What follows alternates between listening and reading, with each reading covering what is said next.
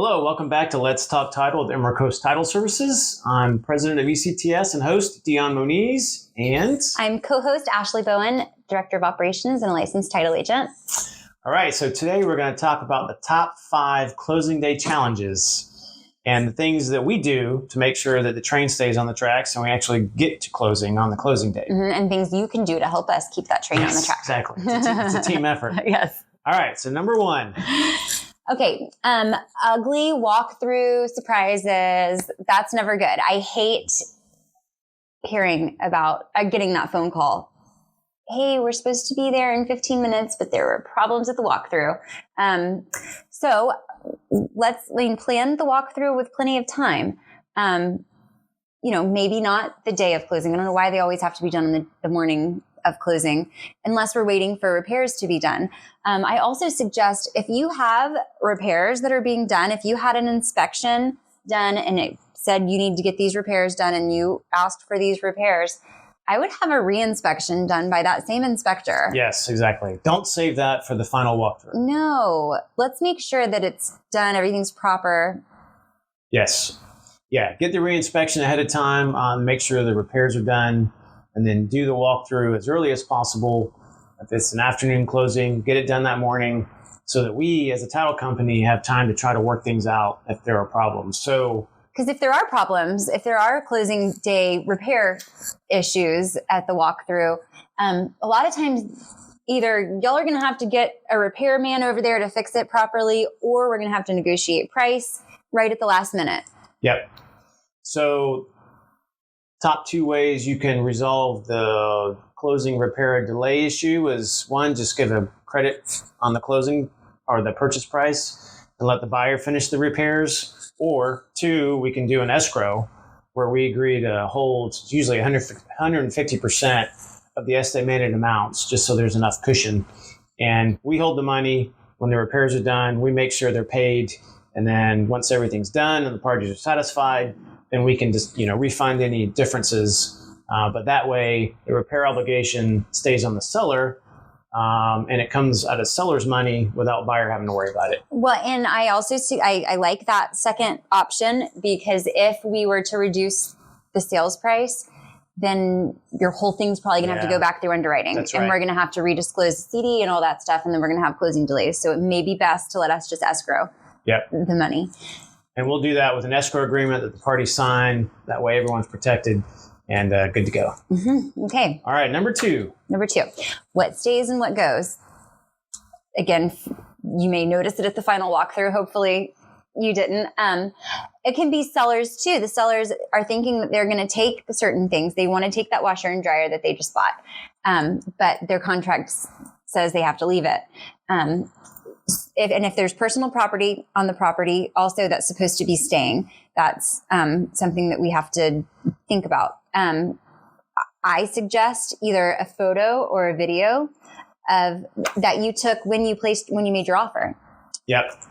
How many times have we had issues where the house was sold fully furnished, but there was that favorite painting or something, vase that the seller wanted to take, and they fought over it because it was supposed to be fully furnished. Or the seller wanted to take that painting, and so they replaced it with a cheaper one or a different one, and then the buyer notices it and said, hey, that's not the one. But if you have your photos, you can go back and say, no, it was this painting, and it's not the same one that's here.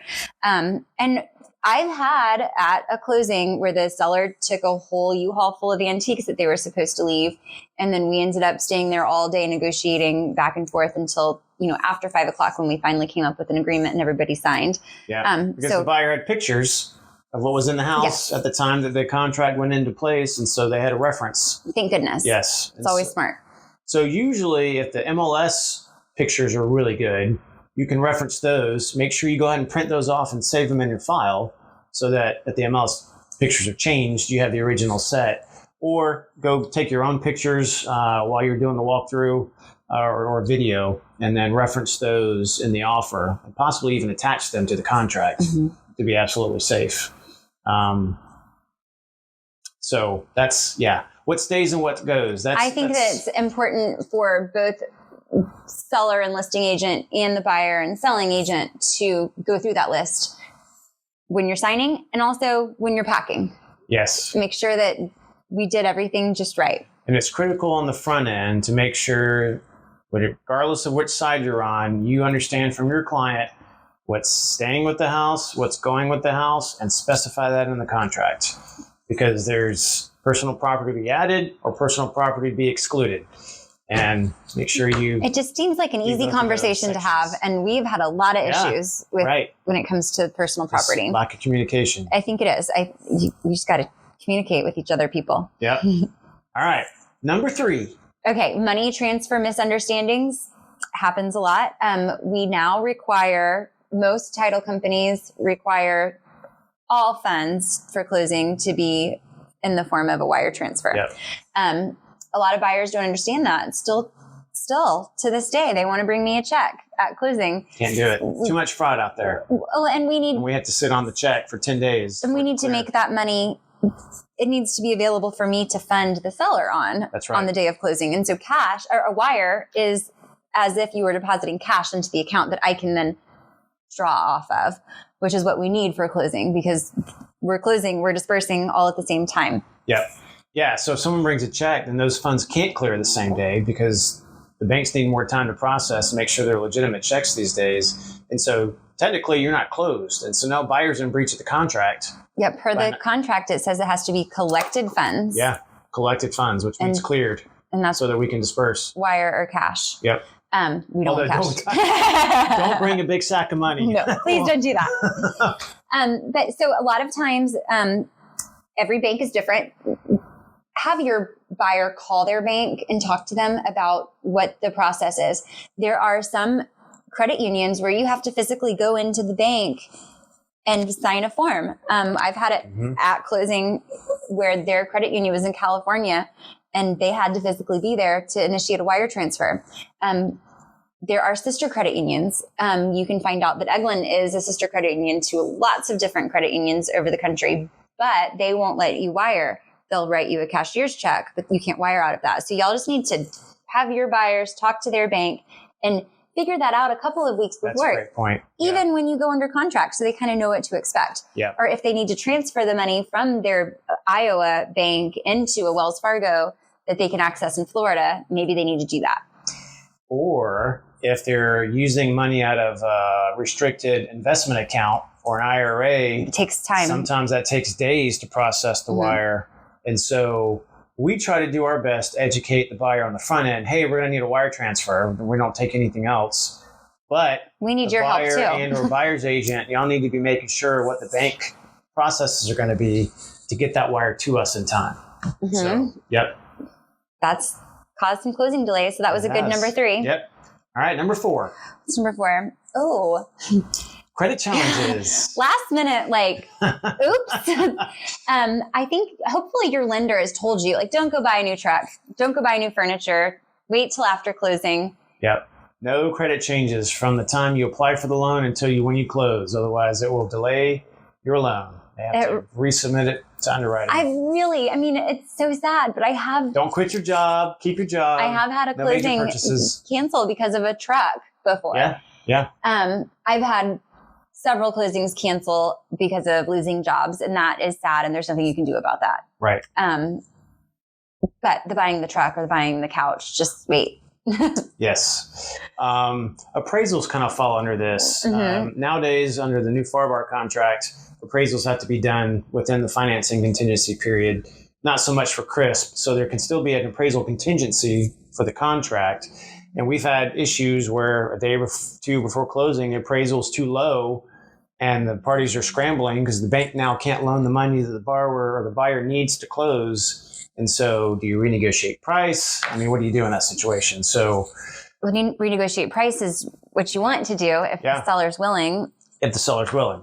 And if the appraisal hasn't come in, again, you have to remember that it is going to be part of the loan approval is that appraisal. And so if the appraisal's not in and you're getting to that deadline and you still, I wouldn't want to buy a house that didn't appraise. So you may need to extend the financing period at that time. Right. Yeah. If you are under financing contingency and the appraisal is delayed In addition to extending the closing date, you want to also extend the financing contingency date, which is something often overlooked, because the buyer needs to have that protection so that if the appraisal does end up coming in low and it's still within the deadline, they can cancel the contract and get their EMD back. Because the contract states that the house must appraise at a value deemed acceptable to the lender, which will be the purchase price or the loan amount, at least. Yeah. And if it doesn't, then the buyer can back out and get their money back. It's with the appraisal language in the contract, or they can renegotiate. The seller can bring the price down to appraisal, or the buyer can come up with like the gap, the difference, right, if their lender allows it. Yeah. So there are different options if we get a low appraisal. So, and if you have a separate appraisal contingency rider, or if it's a VA loan, which automatically has an appraisal contingency built in, then regardless of when the appraisal comes in, if it comes in low, then the buyer can get out. But if you're under just a straight financing contingency without the additional appraisal contingency, then you got to get all that done before the deadline. Track the deadline. Yeah, track that. Or you're no longer contingent on an appraisal. So don't do anything with your credit before closing date. Don't lose your job if you can help it. Yeah, exactly. All right, number 5. Okay, number 5 is one that can cause a delay. It can be a challenge, but again, the contract kind of gives us an automatic extension to the contract. It gives us some more time to clear it up, and that is if we have title issues. Right, title defects. Title defects. Yeah. So if there's something, if I've had to call it a title defect whenever we had a payoff that we couldn't get. We had it was like a individual had the mortgage, and they passed away, and we couldn't get a satisfaction, and so we had to like open probate just to get a satisfaction done. But that was a title issue. We couldn't close with clear title without getting that done, and so we had that automatic extension built into the contract. Exactly. So in general, when I say title defect, really it's anything affecting title that we have to do to get clear title in order to close. So it could be a payoff for a mortgage. It could be an IRS lien. It could be any number of things, any kind of title encumbrances or clouds. And so if there are title defects, then the contract allows up to 30 days. It's an automatic 30-day. And then after that, if the seller was unable to clear up title within 30 days and buyer still wants to pursue purchasing, then they can agree together to extend it up to an additional 120 days. Yeah, exactly. But the tricky part is if you're on the buyer side and there are some meaty title defects, it's always good practice. In commercial, it's required. In residential, it's recommended that you put the seller's side on notice of those title defects and that you expect them to be cleared up by closing date. Because the contract does say that after 30 days, seller has 30 days to clear it up after buyer's notice that it needs to be cleared up. Yeah. I mean, we notify the lenders and the buyers via our title commitment. Right. That's not really the same as the buyer then saying, hey, now y'all need to fix this. Yeah. In form of an email, not a text message, mind you. No text messages anymore. You got to do an email. Yeah. If it's a commercial closing, the buyer or buyer's counsel actually has to send a written title defect notice letter to the seller saying we expect all this stuff to be cleared up. But yeah, the residential side, us providing the title commitment kind of serves as that notice. But it's still good practice. Like I said, if there's some like IRS lanes can take a while to resolve. Oh, yes. So it's good to say, hey, we expect you to clear this up for closing. Okay. Top 5. Well, that was it. We had ugly walkthroughs, what stays, what goes, money transfer problems on the day of closing, credit and financing challenges, and then title defects. Yeah. So be aware of those. We didn't throw any lenders under the bus today. We didn't throw any lenders under the bus, yep. They didn't make the top 5. No, I can't believe it. So we'll do our best to try to help you avoid those closing delays. And in the meantime, I think that's going to do it for our episode today. So we appreciate you joining us. Be sure to check us out on social media or our website, ECTS.com. And in the meantime, we'll see you later. Bye-bye. Bye.